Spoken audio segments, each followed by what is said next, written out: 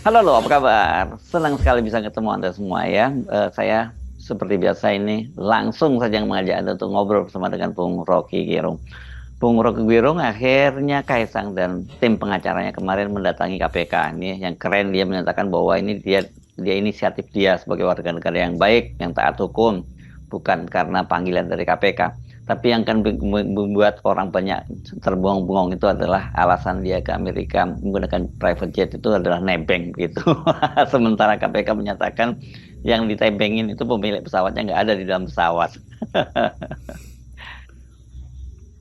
Ya, akhirnya Kaisang menemui KPK dan tentu saya bisa bayangkan setelah konsultasi kiri kanan, cari alibi, berupaya untuk nyusun strategi, sementara tekanan publik berlanjut, maka datanglah Pak Kaisang itu ke KPK dan bercerita tentu dan bertanyalah KPK apa yang terjadi sebetulnya. Ya mungkin KPK akhirnya mengetahui bahwa prosedur yang dipakai oleh Kaisang tidak layak. Prosedur apa? Ya tentu prosedur etis. Apakah itu menyangkut prosedur uh, kepejabatan?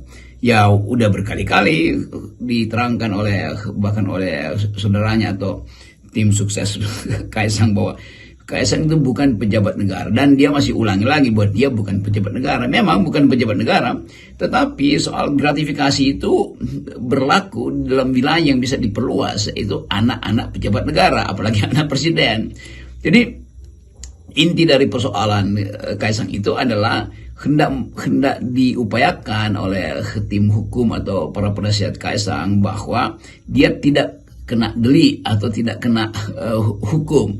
Iya, tetapi problem kita bukan soal sekedar hukum yang memang tidak dicantumkan di situ, tapi diskresi terhadap kepejabatan negara juga bisa diperluaskan oleh penyidik misalnya atau oleh hakim pada suatu waktu nanti.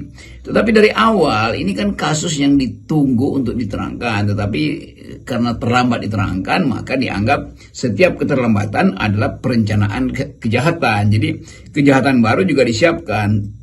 Dan itu yang kemudian terlihat bahwa seolah-olah Kaisang menumpang. Iya, menumpang dari awal aja bilang menumpang kan. Tetapi konsekuensinya kan panjang. Pasti saudara Kaisang dan tim penasihatnya itu berkonsultasi dulu dengan si pemilik pesawat tuh. Kalau gua bilang menumpang, kira-kira lu mau bilang lu ada di situ enggak? Lalu mungkin si pemilik berpikir, iya bagaimana caranya?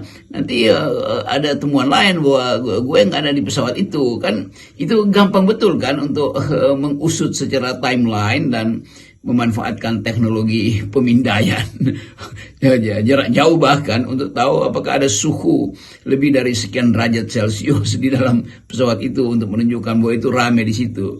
Nah, kalau ternyata memang cuma berempat, maka ada pertanyaan berikut. Yang keempat itu siapa? Karena sudah dikatakan bahwa ada 3 penumpang di situ, Kaisang dan istrinya, lalu iparnya Kaisang atau kakak istrinya, lalu ada seseorang di situ tuh yang kita nggak tahu siapa namanya tuh, mungkin petugas keamanan atau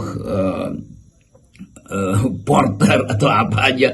Tetapi soal ini menjadi unik karena setelah berminggu-minggu datanglah Kaisang ke situ dengan keterangan yang memang akhirnya nggak ada keterangan lain lagi bahwa memang hanya itu yang bisa diucapkan, itu meminjam atau numpang atau nebeng. Dan itu nebeng-nebengan ini adalah soal politis, soal bisnis atau apa, itu masih dilanjuti juga untuk diterangkan oleh KPK.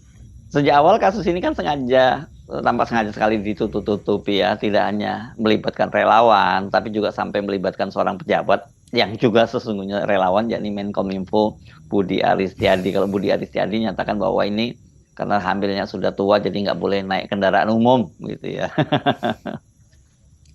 Sebetulnya yang menarik, atau bukan yang menarik, yang unik atau bukan unik juga, yang lucu adalah orkestrasi yang dibangun di dalam kasus ini, bahkan oleh Menteri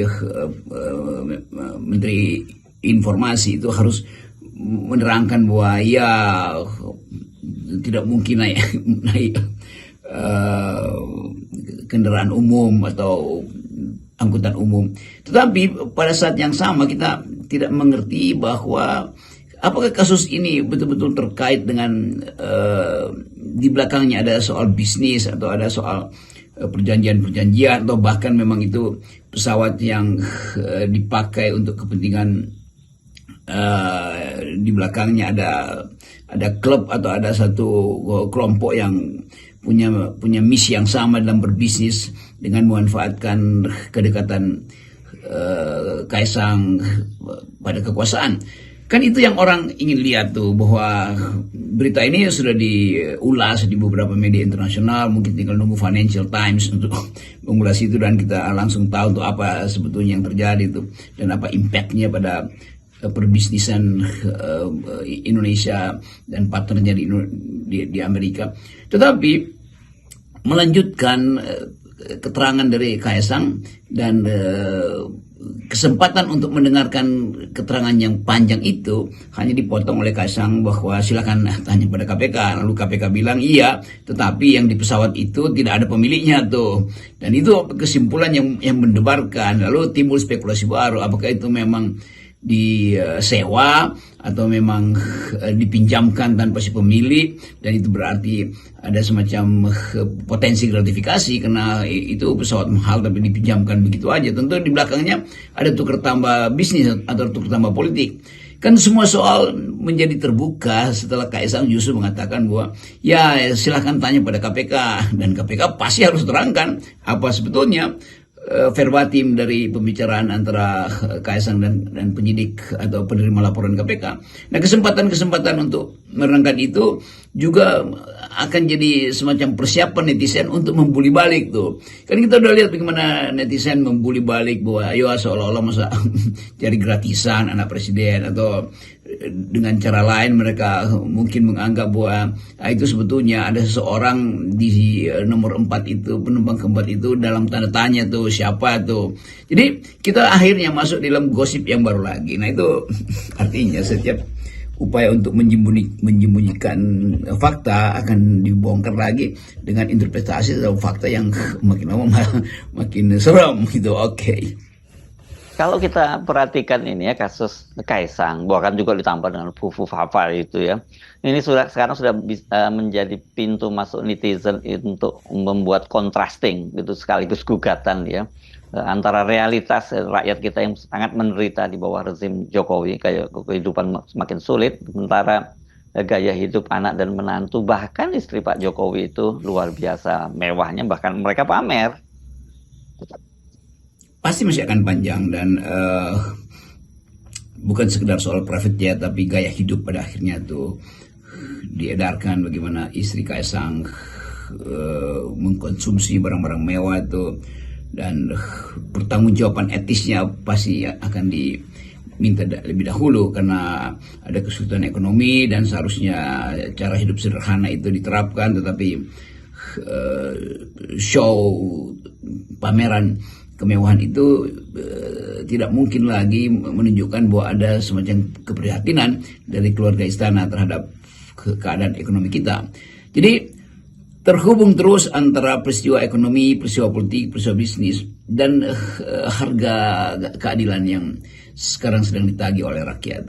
Kita lihat banyak kasus tentang mereka yang tercecer di dalam BPJS, mereka yang akhirnya mengalami frustrasi, kalangan ojek online, juga orang tua yang akhirnya tidak bisa menyekolahkan anaknya karena beban ekonomi itu. Jadi semua soal ada di depan kita tuh, dan seolah-olah kemampuan kita untuk berempati itu tidak terlihat atau tidak terasa, dan itu saya kira yang memungkinkan isu ini terus ditumbuh kembangkan oleh netizen, dan hak netizen untuk memuliakan janji bahwa Presiden Jokowi adalah seorang yang sederhana, ternyata dicitrakan hanya punya baju waktu awal 200.000, dan dibandingkan dengan sekarang tentu tidak mungkin Presiden Jokowi tidak tahu perkembangan kekayaan dari anak-anaknya, kan itu dasarnya kan.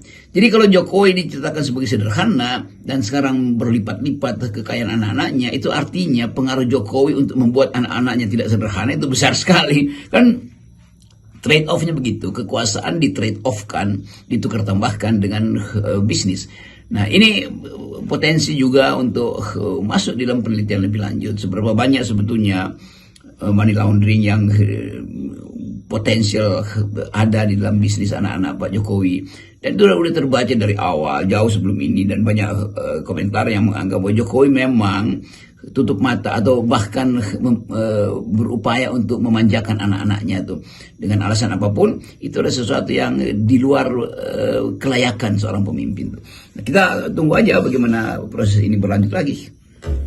Tapi sekarang sebenarnya yang saya bayangkan itu, Bung Rocky, sudahlah kalau wajah rakyat Indonesia yang merasa kok gue jadi dianggap goblok gitu, dibohongin oleh Jokowi dan keluarganya gitu.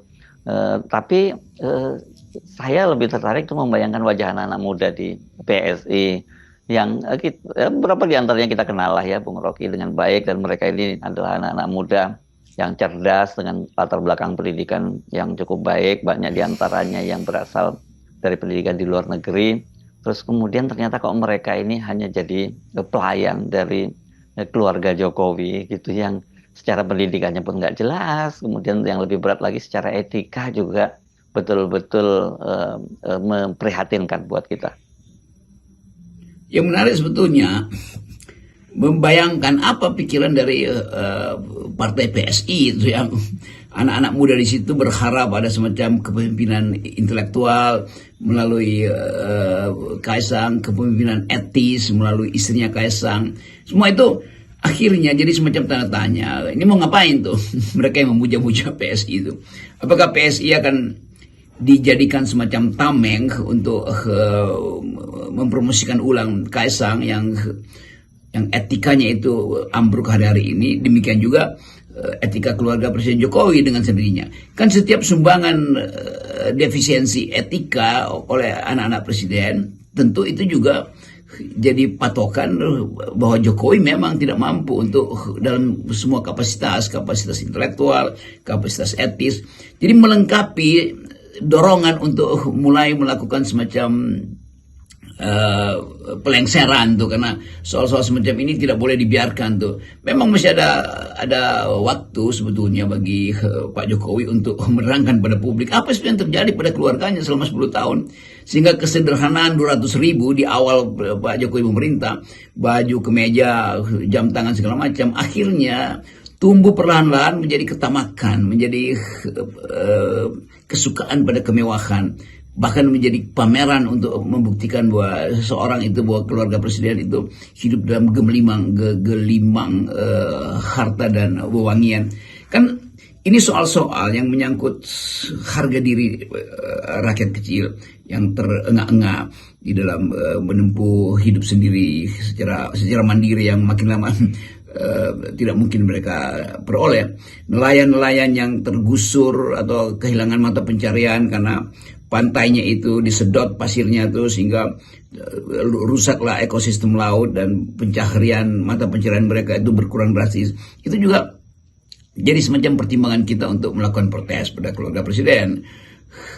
Begitu banyak sebetulnya yang terjadi di negeri ini yang terhubung langsung dengan rasa keadilan sosial. Tetapi seperti biasa Presiden Jokowi ya menganggap business as usual, dan kita akhirnya tahu bahwa memang sang presiden punya masalah dengan etika, punya masalah dengan janji, punya masalah dengan kapasitas konsep atau tuntunan ide di dalam upaya untuk membawa negeri ini ke arah kemakmuran. Nah, kita mungkin hanya bisa berharap bahwa kekacauan ini justru memungkinkan percepatan perubahan tuh. Dan tentu Pak Prabowo seperti biasa mengintip dari kejauhan sambil menghitung-hitung potensi social unrest, potensi delegitimasi yang masih berlanjut karena tetap Gibran ada dalam sorotan publik. Jadi sekali lagi ke arah Oktober nanti itu masih cukup waktu, mungkin 3 minggu, dan sesuatu bisa terjadi secara drastis dalam penantian 3 minggu ini ke depan, yaitu saat Presiden Jokowi dilengsarkan. Salam akal sehat. Ya, salam akal sehat.